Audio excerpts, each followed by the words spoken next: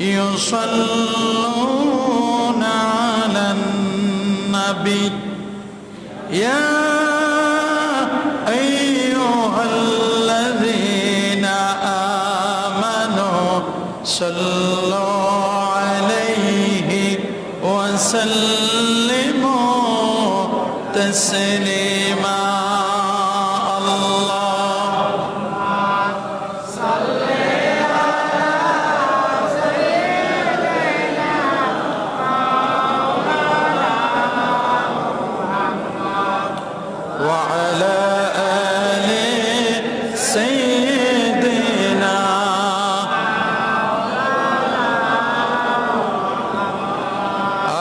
জনে জনে মহব্বতে পড়ুন আল্লাহুম্মা সাল্লি আলা সাইয়্যিদিনা মাওলানা মুহাম্মদ ওয়া আলা আলি সাইয়্যিদিনা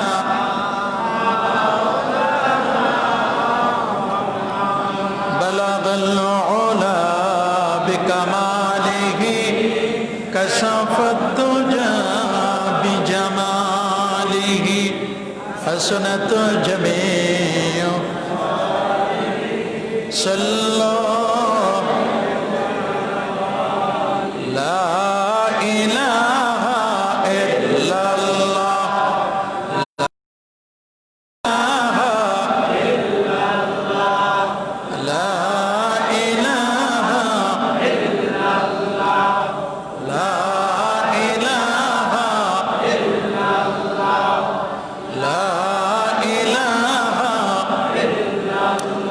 سبحان الله والحمد لله لا إله إلا الله سبحان الله والحمد لله لا إله إلا الله لا إله إلا الله محمد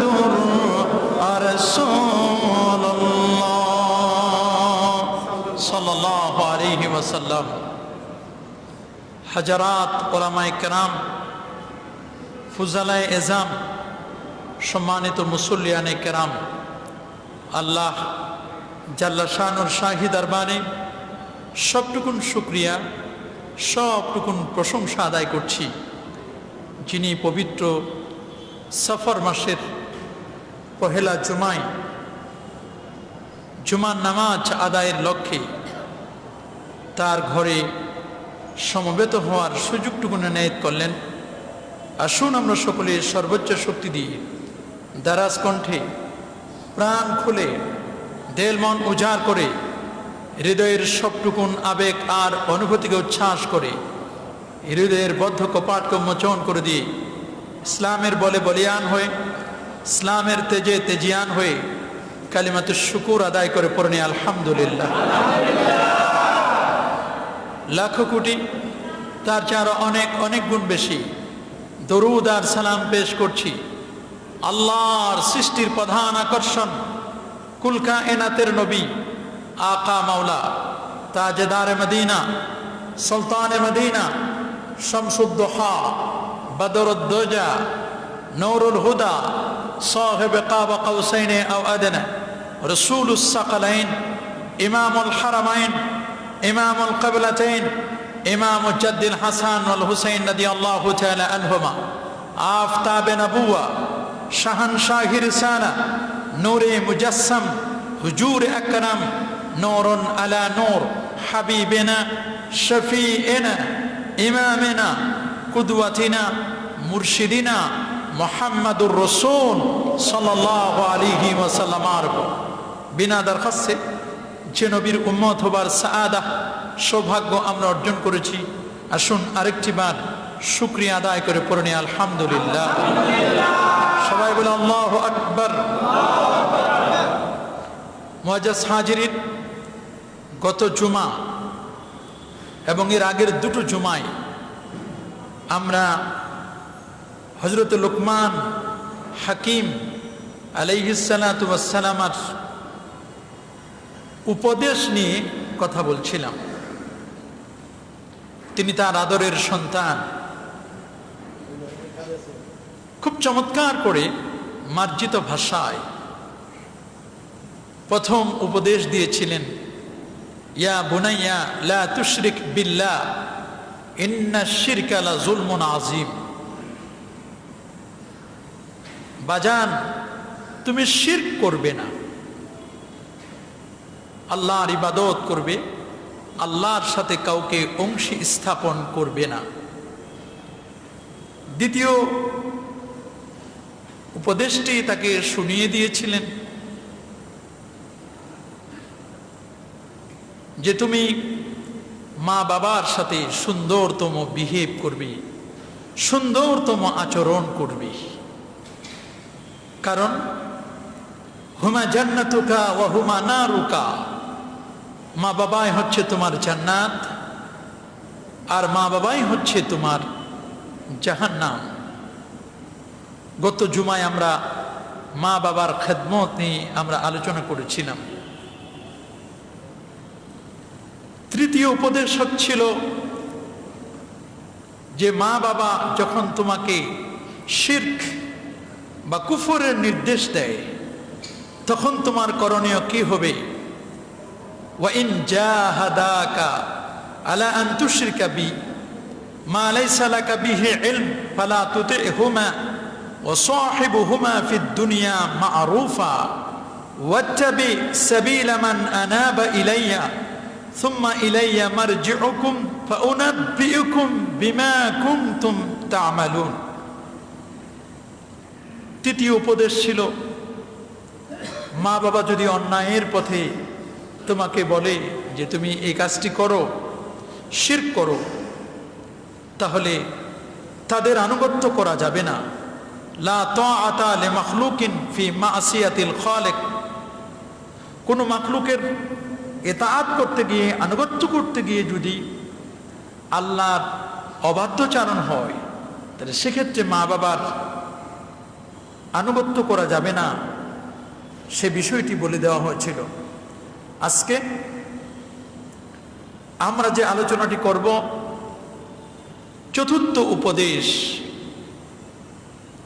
সেটি হচ্ছে লোকমান হাকিম তার ছেলেকে কোনো প্রকার অন্যায় এবং অপরাধ এটি যেন সে না করে, এজন্য ছেলেকে উপদেশ দিতে গিয়ে বললেন যে বাবা, এই পৃথিবীতে যত ভালো কাজ আছে আর যত খারাপ কাজ আছে, এই ভালো এবং খারাপ কাজগুলো যদি ক্ষুদ্র থেকে ক্ষুদ্রাতি হয়, ছোট্ট থেকে আরো ছোট্ট হয়, তারপরে মনে রেখো, তুমি যদি মনে করো যে এই কাজগুলো আমি করছি, ছোট্ট ছোট কাজগুলো, এটি ভালো হোক চাই মন্দ হোক, এই কাজগুলো মনে হয় কেউ দেখছে না, ছেলে যেন একথা বুঝতে পারে যে না, কোনো পাপ করা যাবে না, তার যেন সেন্স অফ অ্যাকাউন্টেবিলিটি, তার যেন জবাবদিহিতা থাকে প্রতিটি কাজের ক্ষেত্রে। এই জন্য লোকমান হাকিম তার ছেলেকে, আদরের সন্তানকে বললেন, ইয়া বুনাইয়া, হে বাজান, হে আমার প্রিয় বৎস, ইন্নাহা ইন তাকু মিসকালা হাববাতিন মিন খারদালিন, যে নিশ্চয়ই এটি পাপ হোক চাই পুণ্য হোক, এটি যদি সরিষার দানা পরিমাণও হয়, ফাতাকুন ফি সখরাতিন, এরপর তা থাকে পাথরের মধ্যে, সখরা পাথরের মধ্যে থাকে, আও ফিস সামাওয়াতি, অথবা এটি থাকে নভমণ্ডলে, আও ফিল আরদে, অথবা ভূমণ্ডলে, ইয়াতি বিহাল্লাহ, আল্লাহ কিয়ামতের দিন তাও নিয়ে আসবেন। কারণ কি? কারণ হচ্ছে ইন্নাল্লাহা লাতীফুন খাবীর, নিশ্চয় আল্লাহ সুবহানাহু ওয়া তাআলা তিনি সূক্ষ্মদর্শী অণু থেকে পরমাণু, ছোট্ট থেকে আরো ছোট্ট জিনিসগুলো পর্যন্ত আল্লাহ পাক তিনি এগুলো মনিটরিং করছেন, আল্লাহ তাআলা পর্যবেক্ষণ করছেন। সুবহানাল্লাহ। সূক্ষ্ম বিষয়ের খবরও রাখেন যিনি, তিনি হচ্ছেন আমার আল্লাহ। তিনি কে? আল্লাহ। এই দুনিয়ার সবাইকে ফাঁকি দেওয়া যায়, আমার আল্লাহকে কখনো ফাঁকি দেওয়া যায় না। দুনিয়ার সব মানুষকে ফাঁকি দেওয়া যায়, আল্লাহ রব্বুল আলামিনকে কোনোদিন ফাঁকি দেওয়া যায় না।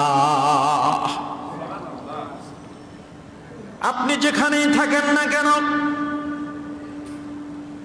যদি প্রকাণ্ড জগদ্দল পাথরের ভিতরেও থেকে কাচের গ্লাস লাগানো এমন কোন প্রকোষ্ঠের মধ্যেও যদি আপনি থাকেন, সেফ জোনে যদি আপনি থাকেন, আসমানের মেঘের ভিতরে যদি আপনি থাকেন, প্লেনের মধ্যে যদি থাকেন, পানির নিচে মাটির নিচেও যদি আপনি অবস্থান করেন, সবগুলো অণু আর পরমাণু, সূক্ষ্ম থেকে সূক্ষ্ম বিষয়গুলো, এ কাজটি ভালো হোক চাই মন্দ হোক, আল্লাহর কাছে সেটি হাজির হবে।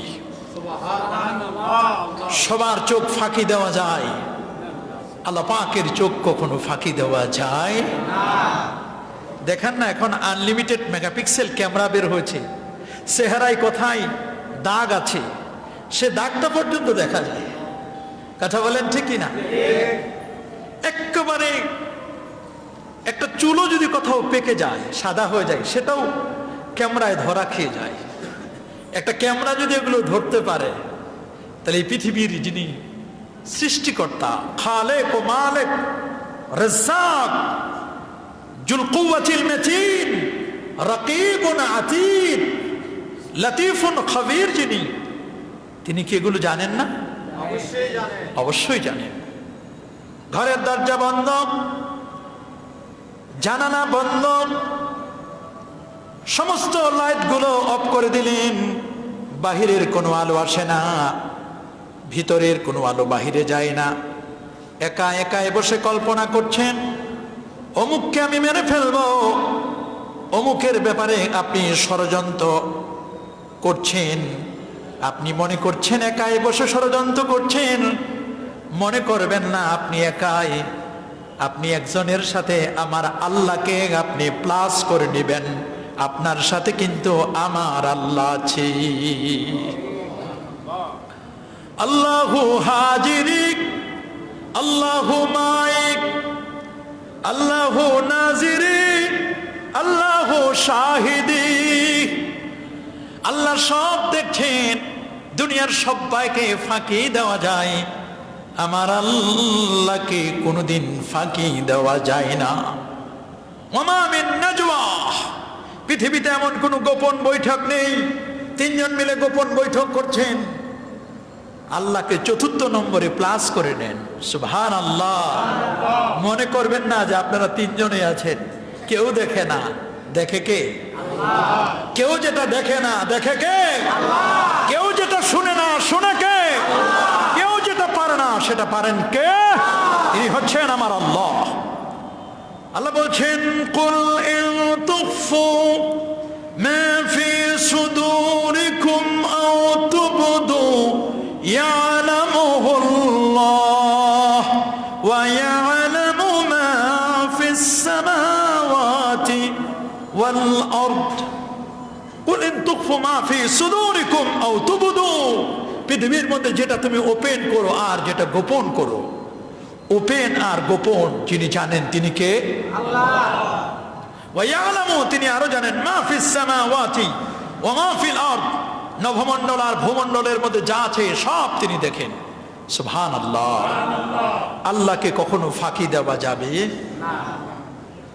আমরা আয়াতুল কুরসির মধ্যে পড়েছি, আল্লাহু লা ইলাহা ইল্লা হুয়াল হাইয়ুল কাইয়্যুম لا تأخذه سنة ولا نوم له ما في السماوات وما في الأرض من ذا الذي يشفع عنده إلا بإذنه يعلم ما بين أيديهم وما خلفهم يعلم তিনি জানেন ما بين أيديهم আপনার আমার সামনে যা আছেন এটা আল্লাহ জানেন, ওয়ামা খালফাকুম, পিছনে যা আছেন তাও তিনি জানেন। সুবহানাল্লাহ। আল্লাহ সামনের খবর যেমন রাখেন, সে আল্লাহ পিছনের খবরও রাখেন। ইয়ালামু মা বাইনা আইদিহিম ওয়া মা খালফাহুম ওয়া লা ইউহিতুনা বিশাইইন মিন ইলমিহি ইল্লা বিমা শাআ ওয়াসি'a কুরসিয়্যুহুস সামাওয়াতি ওয়াল আরদ ওয়া লা ইয়াউদুহু হিফযুহুমা ওয়া হুয়াল আলিয়্যুল আযীম। আল্লাহু আকবার। আয়াতের তাফসীরে বলেছেন যে আল্লাহ সুবহানাহু ওয়া তাআলা, আমরা তো রাতের বেলা ঘুমাই পড়ি, রাতের বেলায় কোন জমিনে, দিনের বেলায় কোন কৃষক কখন জমিনের মধ্যে বীজ বপন করে আসলো, কালো কালো পাট বীজ, তিলের দানা, গম, ধান, এগুলো কে জমিনের মধ্যে শুকনো জমিনে ফেলে দিয়ে আসলো, এগুলো আল্লাহ জানেন না? একদিন পর, 2 দিন পর, 3 দিন পর আস্তে করে জমিন ফেটে সেখান থেকে অঙ্কুর বের হয়, চারা গাছ বের হয়। আল্লাহু আকবার।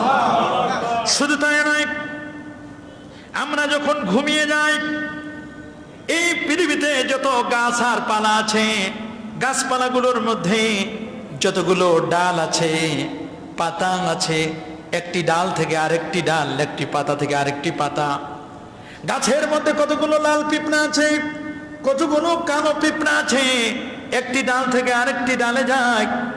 কালো পিঁপড়া আর লাল পিঁপড়া কখন কোন ডালে যায়, কোন একটি গাছ থেকে আরেকটি গাছে যায়, আমার আল্লাহ এটাও জানে। আল্লাহকে ফাঁকি দেওয়ার কোনো সুযোগ নেই। এই অ্যাকাউন্টেবিলিটি, সেন্স অফ অ্যাকাউন্টেবিলিটি, জবাবদিহিতা যদি আজকে যদি আমাদের থাকতো, তাহলে একজন ড্রাইভার 200 কোটি টাকার মালিক হতো না। কথা বলুন, হতো? বেতন 20 থেকে 22,000 টাকা, কোটি কোটি টাকার সম্পদের পাহাড় জমাতো পারতো না, জমাতে পারতো? আমার তো অ্যাকাউন্টেবিলিটি নেই, আমার তো জবাবদিহিতা নেই। আমি মনে করছি আমি যা করছি এটাই অল ইন অল। কে আবার হিসাব নেবে? দুনিয়ার কেউ হিসাব না নেয়, কেউ না দেখো, আল্লাহ দেখেন। কে দেখেন? কেউ জিজ্ঞেস করবে না, আল্লাহ জিজ্ঞেস করবেন। লা তাযালু কদম ইবনে আদম হাত্তা ইউসআলা আন খামস। 5টি প্রশ্নের আনসার না করা পর্যন্ত এক কদম সামনে আগাতে পারবেন না। 5টা প্রশ্নের উত্তর না দেওয়া পর্যন্ত এক পা সামনে আপনি আগানোর কোনো ক্ষমতা আপনার নাই। আল্লাহ জিজ্ঞেস করবেন আন মালিহি, সম্পদ সম্পর্কে, মিনাইনা ইকতাসাবাহু, সম্পদটা অ্যাচিভ করেছেন, কিভাবে উপার্জন করেছেন, সম্পদের সোর্স কোথায়, কোথা থেকে আসলো এই সম্পদ। যদি সেন্স অফ অ্যাকাউন্টেবিলিটি থাকতো, জবাবদিহিতা থাকতো, তাহলে আর সুদ, ঘুষ, দুর্নীতি এগুলো থাকতো না, ওজনে কম থাকতো না। কথা বলেন ঠিক কিনা? আজকে আমাদের জবাবদিহিতা নেই, যা ইচ্ছে তাই বলছি, যা ইচ্ছে তাই করছি, কারো কোনো জবাবদিহিতা মনে হয় নেই। দুনিয়াতে পার পেতে পারেন, আল্লাহর কাছে পার পাওয়ার কোনো সুযোগ নেই। আল্লাহর কাছে কিন্তু আপনাকে জবাব দিতেই হবে। গরিবে নামাজ খাজায়ে খাজাকান খাজা মাইনুদ্দিন চিশতি আল হাসান সঞ্জেরি রহমতুল্লাহ আলাই, মস্তবর একজন বুজুর্গ। बुजुर्गों को नहीं हमको जरूरत, গোলাম আপনা বানা লো ইয়া খোদায়া। খুব বড় বুজুর্গ আমরা হতে চাই না, কিন্তু আপনার বান্দা হতে চাই, বান্দা থেকে আপনার বন্ধু হতে চাই। বুজুর্গों को नहीं हमको जरूरत, গোলাম আপনা বানা লো ইয়া খোদায়া। আপনার বান্দা হতে চাই, বান্দা থেকে বন্ধু হতে চাই। বড় বুজুর্গ তার ইন্তেকালের পূর্বে তিনি বললেন, চলে যাব, কাকে দিয়ে যাব আমার এই দায়িত্বটি? দরবারে তো বহু মানুষ থাকে, এক একজনের ধান্দা তো এক এক রকমের থাকে। কেউ থাকে রান খাওয়ার জন্য, দরবারে বড় বড় রান পাওয়া যায়, খাসি আসে, মুরগি আসে, ভালো ভালো খাবার পাওয়া যায়। আর কেউ কেউ দরবারে থাকে, আল্লাহর ওলির দরবারে থাকে জিকির, আজকার, আত্মশুদ্ধির জন্য। ঠিক কিনা বলে? তাহাজ্জুদ পড়বেন নিজের ইসলাহে নফস, আত্মশুদ্ধির জন্য। আর যদি মনে করেন যে না খালি খাবো ঘিয়ে ভাজা খাবো, বড় বড় রান খাবো, তাহলে কিন্তু এটা হবে না। আগের যুগের পীর মাশায়েখদের সাথে যারা থাকতো অনেকেই তাদেরকে খলিফা বলতো। অলি আউলিয়াদের সাথে মানুষ থাকতো কেন? অলির সাথে থাকে অলি হবে, অলিরা সানাম, অলিদেরকে চিনে। আর এখন চিন্তা করে যে না, পীরের সাথে থাকলে তো রান খাওয়া যায়। কথা বলেন ঠিক কিনা? আজব মুলকি আজব রাজা, 1 টাকা সের ঘি আর 1 টাকা সের খাজা। আজব দেশে গিয়ে দেখছেন যে 1 টাকা সের ঘি আর 1 টাকা সের খাজা। এটা তো একটা চমৎকার দেশ, যে দেশে ঘির দাম 1 টাকা আর যে দেশের খাজার কেজিও 1 টাকা। 1 টাকা সের ঘি আর 1 টাকা সের খাজা। এরকম দেশ যদিও দেখতে খুব ভালো, খাজার দাম আর ঘিয়ের দাম যেখানে সমান, ওই দেশটা শুনতে ভালো লাগে কিন্তু আসলে ভালো না। যে দেশে সব মানুষের মর্যাদা সমান, মানুষের মধ্যে কোনো ক্লাসিফিকেশন নেই, শেখ সাদী রহমতুল্লাহ আলাইহি তিনি বলছেন ওই দেশ বিপদে পড়ে যাবে। কথা বলেন ঠিক কিনা? আজব মুলকি আজব রাজা, 1 টাকা সের ঘি আর 1 টাকা সের খাজা। বর্তমান ঘিয়ের দাম, অরিজিনাল ঘি তো পাওয়া বড় কঠিন। যেখানে অরিজিনাল ঘি ওইখানে হামলা দিয়ে দেখে যে ওইখানে আরো বেশি ভেজাল। কথা বলেন ঠিক কিনা? এক ঘি কিনবেন, 1 কেজি ঘিয়ের দাম 1200-1400 টাকা। সেই ঘি অরিজিনাল ঘি পাওয়া যায় না। আর যদি সে ঘির দামও সমান, খাজার দামও সমান, এই দেশ তো বড় কঠিন। খাজাগান তিনি খোঁজাখুঁজি করে দেখলেন, একটা যুবককে দায়িত্বটা দিলেন যে আমি মরে গেলে তুমি এই দায়িত্বটি পালন করবে, অন টেস্ট, দেখি কি হয়। তো দায়িত্ব দেওয়ার পরে দরবারে যারা 40 বছর 50 বছর পর্যন্ত খেদমত করছেন, দীর্ঘদিন পর্যন্ত আছেন, তসবি গোনাতে গোনাতে হাতের চামড়া ক্ষয় হয়ে গেছে, এমন কিছু মানুষ কানাকানি করা শুরু করে দিল যে রে আমরা এতদিন ধরে দরবারে আছি, আমাদের তো কাউকে দায়িত্ব দিল না। এই মানুষটাকে, একটা যুবককে দায়িত্ব দিল। আমরা এতদিন ধরে আমাদের এক্সপিরিয়েন্স আছে, কত অভিজ্ঞতা, আমাদেরকে দিল না। কানাকানি করলে আল্লাহর ওলি বুঝতে পারলেন যারা কানাকানি করছে। একদিন সমস্ত মুরিদানদেরকে ডেকে বললেন, বাবা আমার মরণের আগে আমি তো বেশি দিন বাঁচবো না, তা আমি তোমাদের কাছে একটি আবদার করছি যে আমাদের একটু কবুতর খাইতে মন চাইছে, তোমরা কি আমার একটু কবুতর খাওয়াইতে পারবো? জি হুজুর, কবুতর আপনাকে খাওয়াবে এটা কোনো ব্যাপার হলো? কবুতরই তো খাবেন, আর অন্য কিছু তো না। বলে হ্যাঁ কবুতর খাবো। হুজুর কয়টা আনা লাগবে? বলে 1টা আনলেই হবে। বলে হুজুর 1টাকে 3টা নিয়ে আসবো। বলে বাবা শর্ত হলো কবুতর কিনবা, কবুতর জবাই করবা, সব ঠিক আছে, কেউ যেন না দেখে। সুবহানাল্লাহ বলে, কবুতর জবাই করবা কিন্তু কেউ যেন না দেখে, কেউ যেন না দেখে। আচ্ছা ঠিক আছে। সবাই ঘরের দরজা জানা বন্ধ টন্ধ করে কবুতর জবাই করে হুজুরের কাছে নিয়ে আসছে। আর যেই ছেলেটার দায়িত্ব দিছে ওই ছেলেটা আর কবুতর জবাই করতে পারে নাই। কবুতর হাতে, আরেক হাতে ছুরি।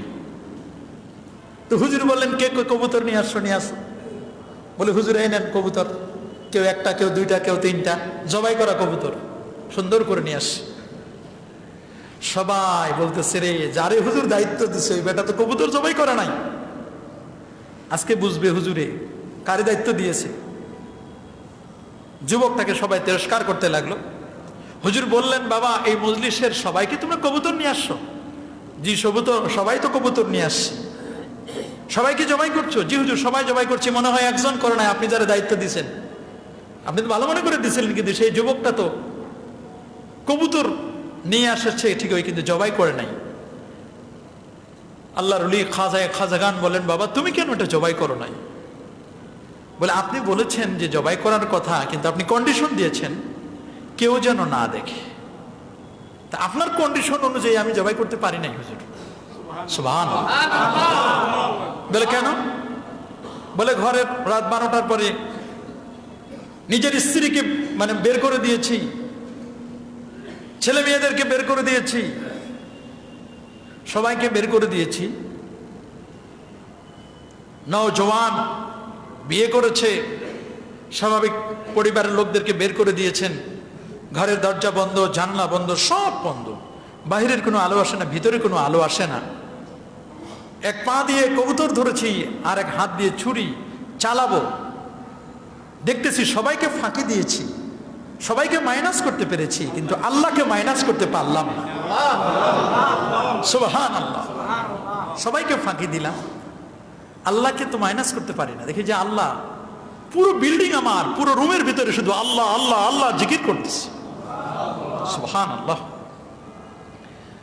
নেক্সটে মনে করলাম পাহাড়ে নিয়ে যাই, পাহাড়ে মনে হয় আল্লাহ নাই, সেখানে যদি পারি, সেখানেও পারলাম না। সর্বশেষ সিদ্ধান্ত নিলাম কবরের ভিতরে ঢুকবো। একটা পুরাতন কবরের ভিতরে ঢুকেছি। বাহির থেকে বলেছিলাম যে তোমরা আটকাই দিবে, শুধু শ্বাস প্রশ্বাসটা নিতে পারি, একটা অবস্থা রাখেছিলাম। কবুতর নিয়ে কবরের ভিতরে যখন ঢুকলাম, কবুতর জবাই করার জন্য যখন চাকুটা হাতে নিয়ে যখন ছুরিটা শুধু চালাবো, দেখতেছি যেটা দিয়ে চালাবো ওইটার মধ্যে ওই ছুরি আল্লাহ আল্লাহ জিকির করে। যেখানে চালাবো ওইখানে দেখি আল্লাহ শব্দ জিকির করতেছে।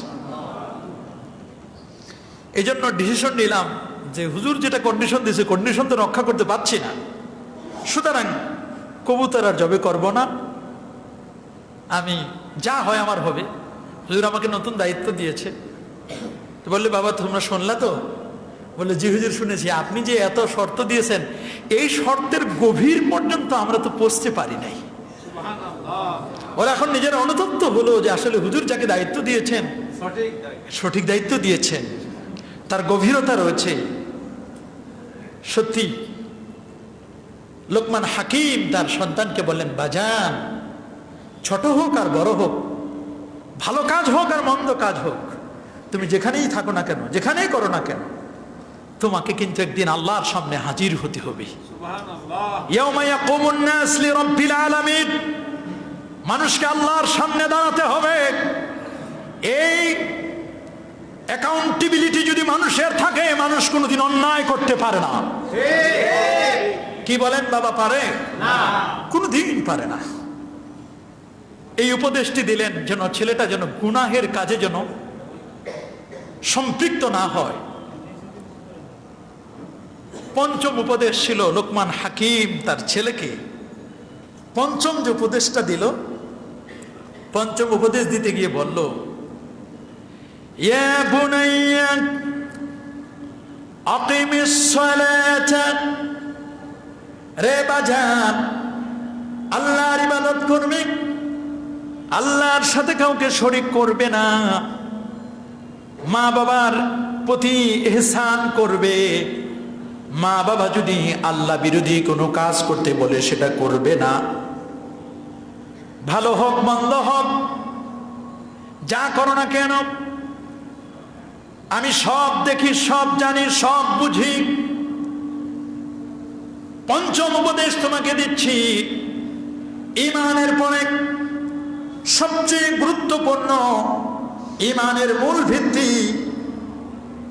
জাহান্নাম থেকে বাঁচার সবচেয়ে বড় মাধ্যম, আমলের দিক থেকে তাওহীদের বহিঃপ্রকাশ যে ইবাদতটি, সেটার নাম হচ্ছে নামাজ। সকল ইবাদতের সেরা সেই নামাজের কথা আমি বলছি বাজান।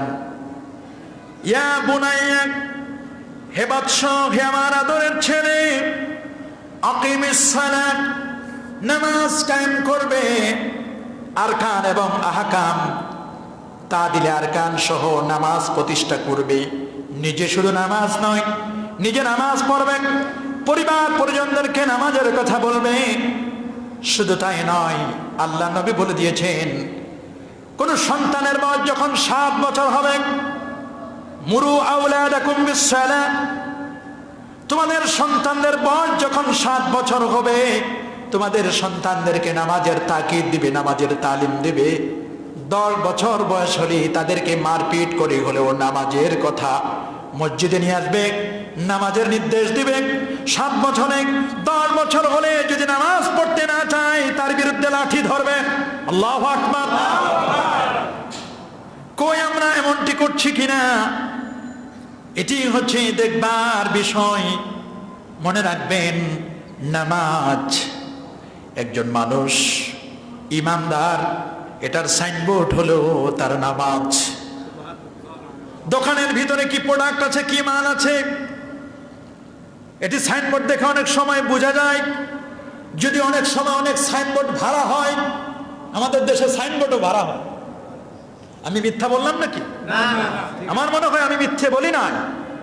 শুনেছি অনেক জায়গার জমির আরেকজনের মালিক, আরেকজনের ল্যান্ড ও প্রপার্টির মালিক যারা যারা রিয়েল এস্টেটের ব্যবসা করে, তারা বলে আপনার এই ল্যান্ডের উপরে, জমির উপরে 2 বছর সাইনবোর্ড ভাড়া থাকবে। কত টাকা লাগবে বলেন? জমি তো আপনার, সব আপনার, কিন্তু আমি খালি সাইনবোর্ডটা দিব, মানুষকে দেখাবো, দেখায় টাকা নিব। সাইনবোর্ড ভাড়া হয়। যদি অনেক সময় অনেক সাইনবোর্ড দেখি 24 ঘন্টা খোলা, সব রকমের ওষুধ পাওয়া যায়। প্যারাসিটামলের কথা জিজ্ঞেস করলে বলে হুজুর পরে আসেন, সব রকমের ওষুধ পাওয়া যায়। কথা বলেন ঠিক কিনা? 24 ঘন্টায় খোলা, যখনই আসি তখনই দেখি দোকানের ঝাঁপ বন্ধ। কথা বলেন ঠিক কিনা? কথায় আছে, কাজে নাই। জোরে বলুন ঠিক কিনা?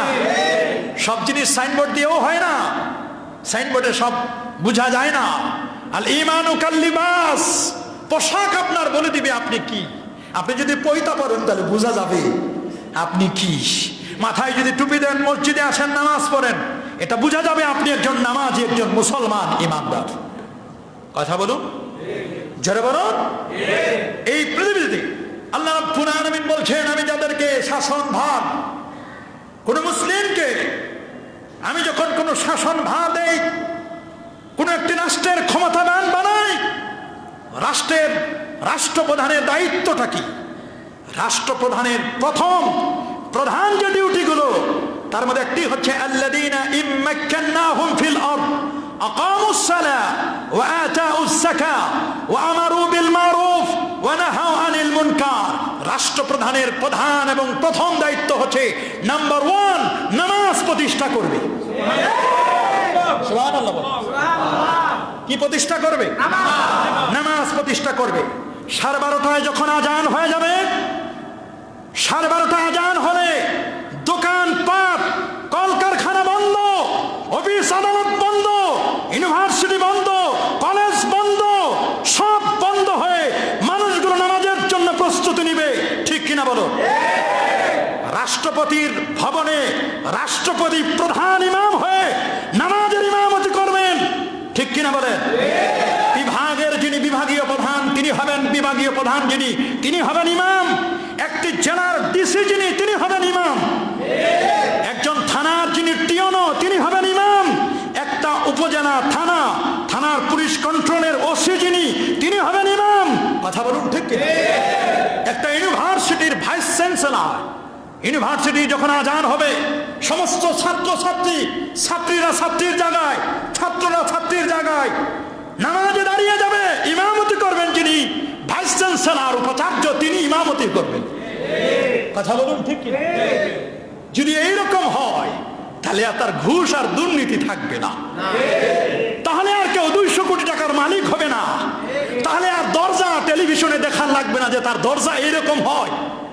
গাড়ির ড্রাইভারের দরজা টেলিভিশনে শো করার প্রয়োজন হবে না। কথা বলুন ঠিক কিনা? ছাত্রদেরকে আর এগুলো বলার প্রয়োজন হবে না। সবাই তো নামাজি। ওসি সাহেব বলবে, আমি তো একটু আগে ইমামতি করে আসলাম, কেমনি ঘুষ খাই। কথা বলেন ঠিক কিনা? তাহলে সহজ হতো। আকামুস সালাহ ওয়া আতাউস যাকাত, যাকাত দিবে। কি দিবে? যদি যাকাত দিত, অর্থনীতির চাকা এটি আরো বেগবান হতো। যাকাত ভিত্তিক যদি সমাজ ব্যবস্থা থাকতো, যাকাত যদি উসুল করা হতো, যাকাত যদি পাই টু পাই করে হিসাব করে দেওয়া লাগতো, তাহলে অবশ্যই ধনী আরো ধনকূপের পাহাড় করতে পারত না, গরিব আর কোনোদিন আস্তা করে নিক্ষিপ্ত হতো না। বরং ধনী আস্তে আস্তে করে তার সম্পদটা একটা জায়গায় এসে যেত, গরিব আরো আস্তে আস্তে করে এসে নিম্নবিত্ত থেকে মধ্যবিত্ত আস্তে আস্তে করে একটি সিমিলারিটি চলে আসতো।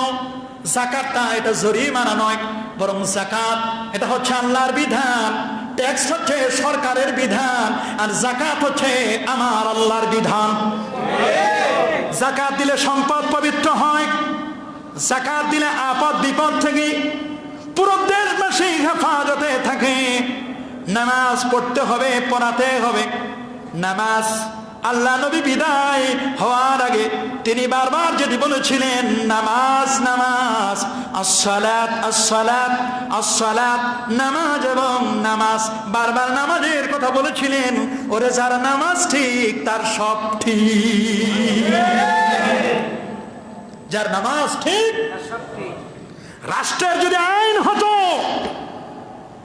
12:30 আজান হয়েছে, একজনও বাহিরে থাকতে পারবে না, পুলিশ প্রশাসন বলতো আজান হয়ে গেছে, দোকান বন্ধ করো, বাহিরে কেন ঘোরাফেরা করছো? মসজিদের হুজুরেরা রিকোয়েস্ট করা লাগবে না, ভাই ভাই একটু নামাজ পড়েন, কোনো রিকোয়েস্টের প্রয়োজন হতো না। ইমাম সাহেবের আর কোনো দয়া লাগতো না। রাষ্ট্রীয় আইন আছে, নামাজ পড়তে হবে, মসজিদে জায়গা হতো না। কথা বলুন। আর যখন নামাজির সংখ্যা বেড়ে যেত, অটোমেটিক চুরি, খুন, খারাপি, হত্যা, জিঘাংসা, মামলা, মুকদ্দমার ফাইল বড় হতো না, কেউ দুর্নীতি করতে পারতো না। কথা বলেন। ওজনে কম দিতে পারতো না, ভেড়ার গোস্তটারে খাসির গোস্ত চালাই দিতে পারতো না। কথা বলুন ঠিক কিনা? ফলের মধ্যে আর ফরমালিন মিশাতে পারতো? হাইব্রিড কই মাছকে আর দেশি কই মাছ বলে চালাই দিতে পারতো না। কথা বলেন ঠিক কিনা? তাহলে সেন্স অফ অ্যাকাউন্টেবিলিটি এটি প্রয়োজন আছে কিনা? মনে রাখবেন, নামাজ নামাজ হচ্ছে আমার জিন্দেগি, নামাজ হচ্ছে আমার বন্দেগি। পবিত্র কোরআন সে কথাই বলে দিচ্ছেন স্পষ্ট করে। আল্লাহ রাব্বুল আলামিন তার দোস্তকে জানাই দিলেন, দোস্ত আপনি বলে দিন, কুল পড়েন আমার সাথে, কুল ইন্না সালাতি ওয়া নুসুকি ওয়া মাহইয়ায়া ওয়া মামাতি লিল্লাহি রাব্বিল আলামিন। আল্লাহু আকবার। আপনি বলুন, আমার নামাজ, আমার কুরবানি, আমার জীবন, আমার মরণ লিল্লাহ, আল্লাহর জন্য। আল্লাহকে, আল্লাহ শুধু আল্লাহকে, আল্লাহকে দুনিয়ার সবাইকে ফাঁকি দেওয়া যায়, আমার আল্লাহকে ফাঁকি দেওয়া যায় না। আল্লাহকে, আল্লাহ হচ্ছেন রব্বিল আলামিন, যিনি হচ্ছেন বহুমাত্রিক জগতের রব। রব হচ্ছেন তিনি, যিনি কুকুর পর্যন্ত পোকামাকড়কেও যিনি খাওয়ান, তিনি হচ্ছেন রব। আল্লাহু আকবার বলে। রব হচ্ছেন তিনি। কোন অঞ্চলের কি পরিমাণ খাবারের প্রয়োজন, প্রচন্ড শীতকালের মধ্যে সাইবেরিয়া ওই অঞ্চলগুলোতে যেখানে যেমন প্রয়োজন, যে রকম কুকুরের গায়ে মোটা মোটা পশম দিয়েছেন যাতে করে তার কোনো কম্বল ব্যবহার করার না লাগে, কোট ব্যবহার করার না লাগে। কথা বলেন ঠিক কিনা? সবগুলোকে যিনি নিয়ন্ত্রণ করেন রব্বুল আলামিন। কুলিল্লাহুম্মা মালিকাল মুলক তুতিল মুলকা মান তাশা তুইজ্জু মান তাশা ওয়া তুযিল্লু মান তাশা বিয়াদিকাল খায়র ইন্নাকা আলা কুল্লি শাইইন কাদির। তিনি হচ্ছেন রব। সুবহানাল্লাহ।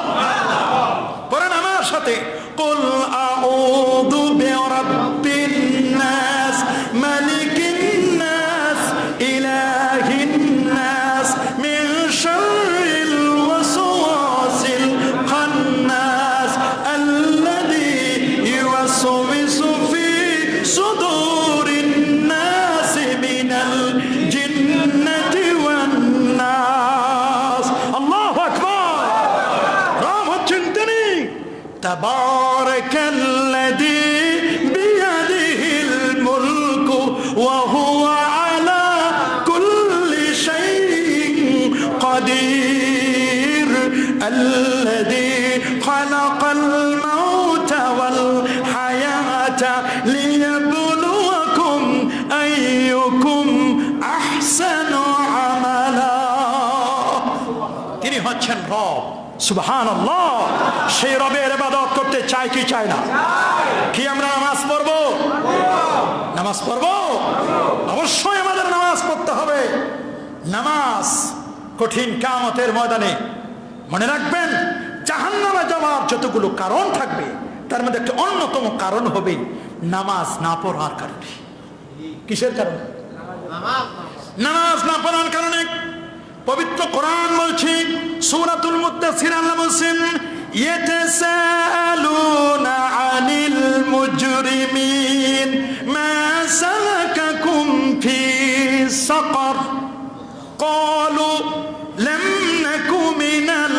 মুসাল্লিন ওয়া লাম নাকু নুতঈমুল মিসকিন।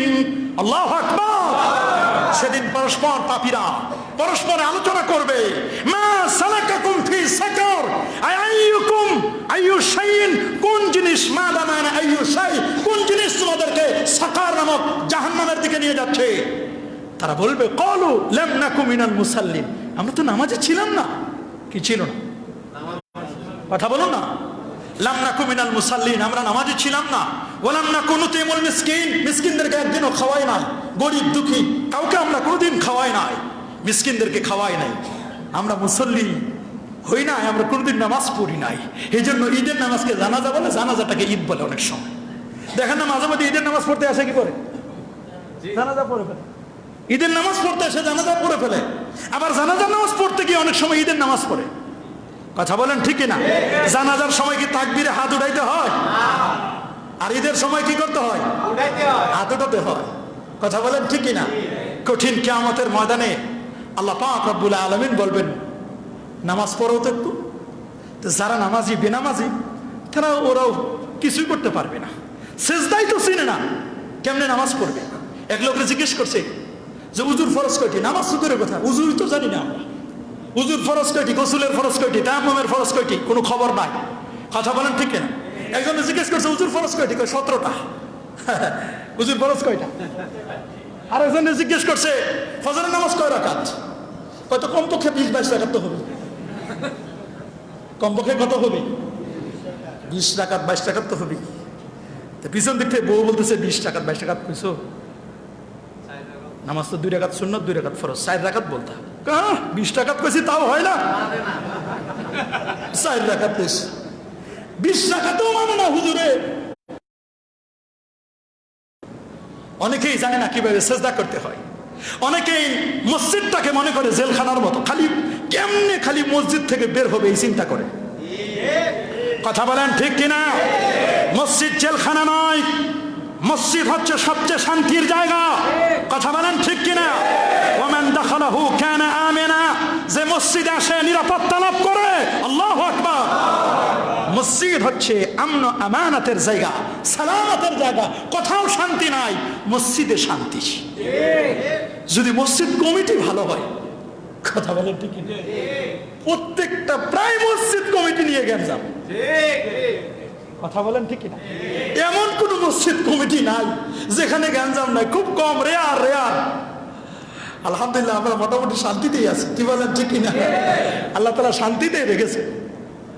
আলহামদুলিল্লাহ বলেন না? আরো যেমন আলহামদুলিল্লাহ। আমাদের মুসল্লিরা আমাদের নাম দিচ্ছে সুন্নি মসজিদ।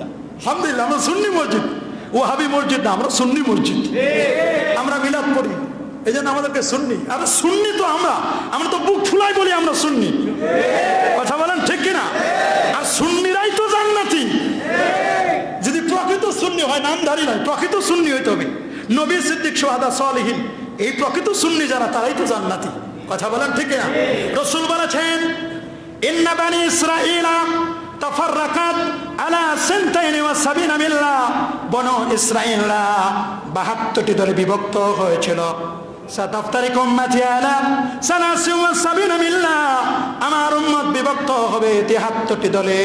কুল্লুহুম ফিন্নার ইল্লা মিল্লাতাও ওয়াহিদা, 73 দলের 72টি দলের ঠিকানা হলো জাহান্নাম, আর একটি মাত্র দলের ঠিকানা হলো আল্লাহ রাব্বুল আলামিনের জান্নাত। সাহাবীরা বলল, ক্বালু আমা হিয়া ইয়া রাসূলুল্লাহ, নবী গো 73 দলের 72টি জাহান্নামী, একটি মাত্র দলের ঠিকানা জান্নাত, এই দলের পরিচয়টুকু আপনি বলে দিন। নবীজি বলে দিলেন, মা আনা আলাইহি ওয়া আসহাবি, আমি নবী যেই পথে আছি, আমার পথ আর আমার সাহাবীদের পথ, এই পথ মতো যারা চলবে তারাই হচ্ছে জান্নাতি। আল্লাহু আকবার বলেন। আল্লামা মোল্লা আলী কারি রাহিমাহুল বারি ফি মিরকাতিল মাফাতিহ আলা শারহি মিশকাতিল মাসাবির মধ্যে অতি চমৎকার করে বলে দিয়েছেন, লা শাক্কা ওয়ালা রাইবা ওয়ালা শুবহা আন্নাহুম হুম আহলুস সুন্নাহ ওয়াল জামাআহ। কঠিন কিয়ামতের ময়দানে নাজাতপ্রাপ্ত যদি কোনো দল থাকে রে, যে দলটি জান্নাতি হবে, নাজাতি দল হবে, শুনে রেখো জান্নাতি দলের পরিচয় হলো নবীর দল এবং সাহাবীদের দল। এটাই হচ্ছে আহলুস সুন্নাহ ওয়াল জামাআহ, প্রকৃত আহলুস সুন্নাহর অনুসারী যারা কোরআন সুন্নাহ ইজমা কিয়াস নবী সিদ্দিক শুহাদা সালিহিন ওয়া হাসুনা উলাইকা রফিকা, এই চার শ্রেণীর মানুষের সাথে যাদের উঠা বসা, আলেম ওলামাদের সোহবত যারা নেবে, হক্কানি আলেমদের সোহবত যারা নেবে, এদের পথ যারা চলবে, মনে রেখো এরাই হচ্ছে নাজি ফিরকা, এরাই হচ্ছে জান্নাতি ফিরকা। আল্লাহু আকবার বলে। নামাজি কত রকমের নামাজি। সকালে যখন কিতাব পড়তে গেলাম দেখলাম আল ওয়াবিলুস সৈয়দ কিতাবের মধ্যে স্পষ্ট করে লেখা, আল্লামা ইবনুল কাইয়্যিম জাওজিয়া তিনি খুব চমৎকার করে নামাজি ব্যক্তিদের কথা বলেছেন। 5 প্রকার নামাজি। এক প্রকার নামাজি হচ্ছে মুআকাব, মানে শাস্তি হবে, নামাজ তার জন্য শাস্তির কারণ হবে। নামাজ যেভাবে নামাজ পড়া দরকার ওভাবে নামাজ পড়ে নাই, খাবার আধার খায়, যেমন মুরগি খালি টোকায় খাবারের মধ্যে, সেজদার মধ্যে সময় নাই, সেজদা দিতে গেলে সময় পায় না, 30 সেকেন্ডও লাগে না শুধু খাবার। পাখি যেমন খাবার ঠোকায় ঠোকায় ঠোকায় খায়, অল্প সময় সেজদা দেয়, ঠিক কিনা বল? ইমাম সাহেবের সেজদা যদি একটু লম্বা হয় সিগন্যাল দেয়, বুঝাই যে ইমাম সাহেব সিজদা থেকে ওঠেন না কেন, কি হয়েছে আপনার, সমস্যাটা কি? ওইখান থেকে রিমোট টিপ দেয় পিছনের কাতার থেকে। আরে বাবা, ওই নামাজ উত্তম যে নামাজের সেজদা বড় লম্বা। সবাই লম্বা সেজদা দিতে পারে না, সেজদাটা একটু বড় করতে হবে। আবার এমন সেজদা দিয়ে না, ডায়াবেটিক্সের রোগী 2-3 ঘন্টা ধরে মসজিদ আছে, এক সেজদায় যদি চলে যায় তা তো মসজিদ শেষ করে দিবে। কথা বলেন ঠিক কিনা? সবগুলো চিন্তা ভাবনা করে করতে হবে। মুআকাব, অনেকে আসে সবার শেষে, যায় সবার আগে, যাওয়ার সময় জুতাগুলো পাল্টাই লয়ে যায়। কারণ তো তাড়াহুড়া, মাথায় তো চিন্তা আরেকটা। অনেকের মাথায় চিন্তা কয় টাকা বিক্রি করলাম, রাতে কি কি খরচ করতে বলছিল, অমুক দোকানের হিসাবটা তো এখনো পাইলাম না, অমুক বাড়ির ভাড়া এখনো দিয়ে গেল না। নামাজে হিসাব 5-7টা বাড়ি, 10-12টা বাড়ি আছে না এরকম, 8-10টা দোকান হিসাব করো, আরে পাইলাম না, এই বাড়ির ভাড়া পাইলাম না, আছে না এরকম নামাজে? এই নামাজ তার কি হবে বাবা? এটা শাস্তির কারণ হবে। আরেকটা নামাজ হচ্ছে মুহাসাব, হিসাব করে মিলাবে।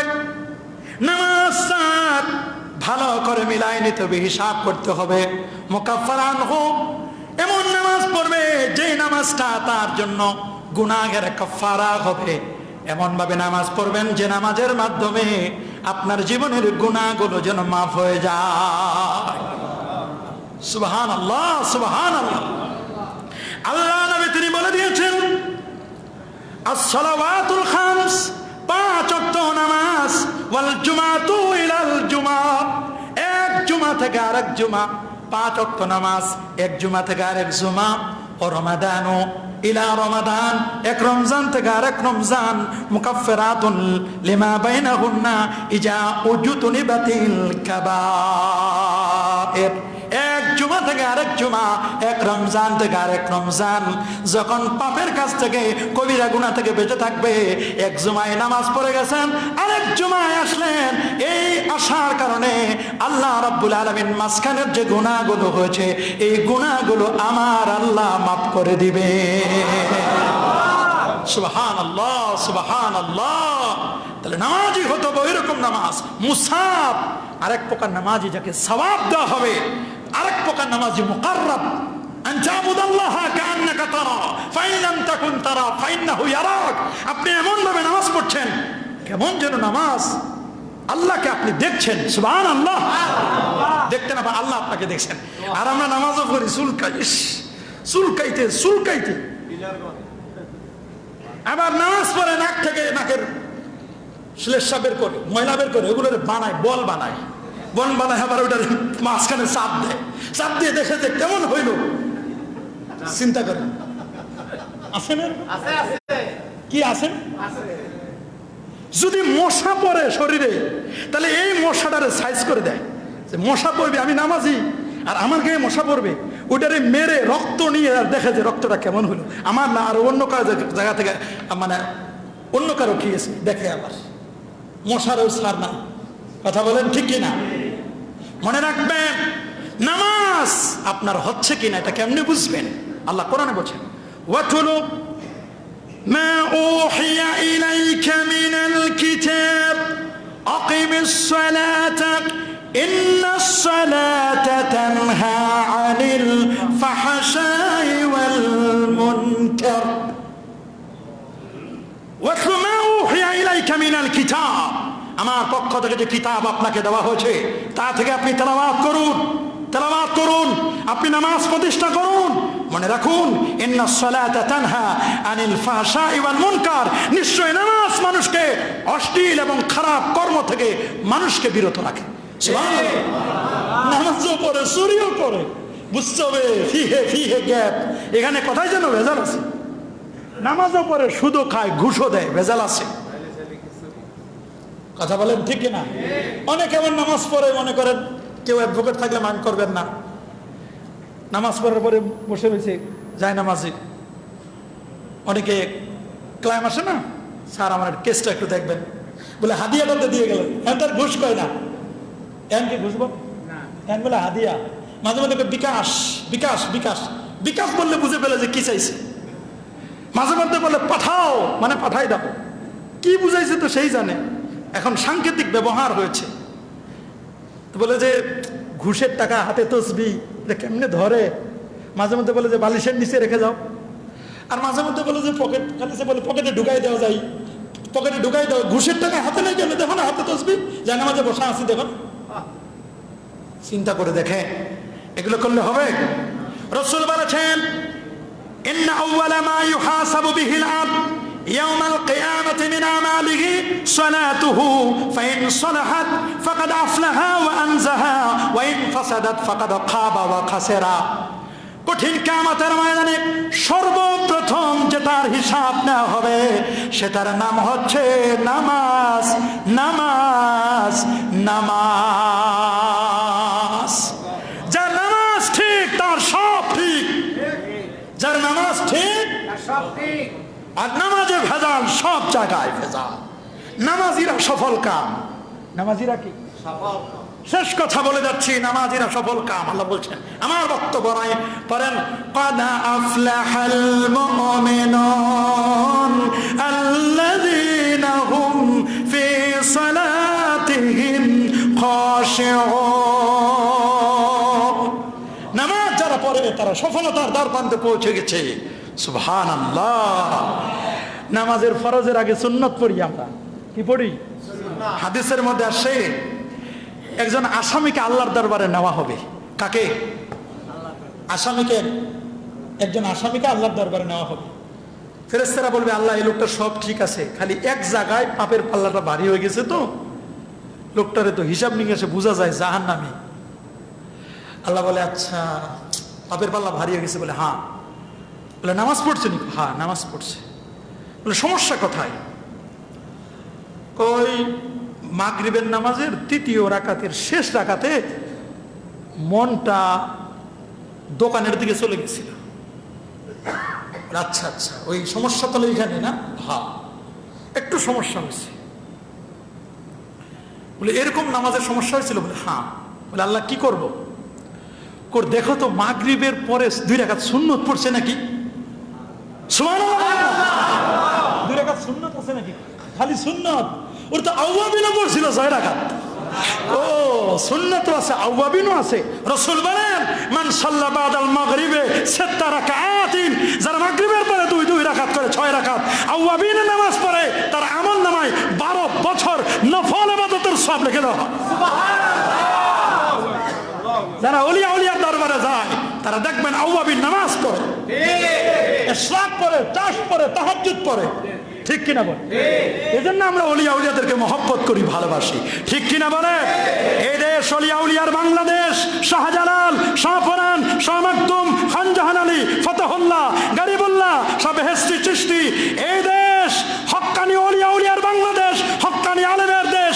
এই দেশে আমরা নামাজ, রোজা, হজ, যাকাত সব আমরা আদায় করছি নির্দ্বিধায়। কথা বলেন ঠিক কিনা? নবীর মহব্বত, নবীর ভালোবাসা আমাদের সিনা আছে। শুধু ফরজ নয়, ফরজের মধ্যে যদি কোনো ত্রুটি হয় এটা রিকাভারি করবে সুন্নত এবং নফলগুলো। সুন্নত নফল বাদ দিয়ে না, যারা 2 রাকাত পরেই দৌড় দেন, মুনাজাতটাও করতে চান না, কি মনে করছেন আজরাইল ইসলামের সাথে কি কন্ট্যাক্ট করে নিছে? মরবেন না? না কি মরবেন না? যারা আপনারা মনে করেন যে মরবো না, তারা যায় একটু বাবা সপ্তাহের একদিন আসেন, একটা 2টা মিনিট 5টা মিনিটের জন্য আমরা একটু দূর দাঁড়াচ্ছে মানুষজন, একটু মুনাজাত করে আমরা বিদায় হয়ে যাই। কোনো কোনো মসজিদে তো 2বারও মুনাজাত হয়। আরেক দল আছে তো জিহাদ ঘোষণা করছে মুনাজাত। আরেক দল কাছে মুনাজাতই করবে না, দেখি হুজুর কেমনে ঠেকাইতে পারে। আছে না এরকম? না, আমরা মুনাজাত করবো না? চোখের পানি ফেলে মা বাবার জন্য একটু কান্নাকাটি করবো ইনশাআল্লাহ। আগামী জুমা থেকে আমরা আবার এখান থেকে কিছু কথা বাকি রয়ে গেছে, আমরা কিছু কথা বলবো পরের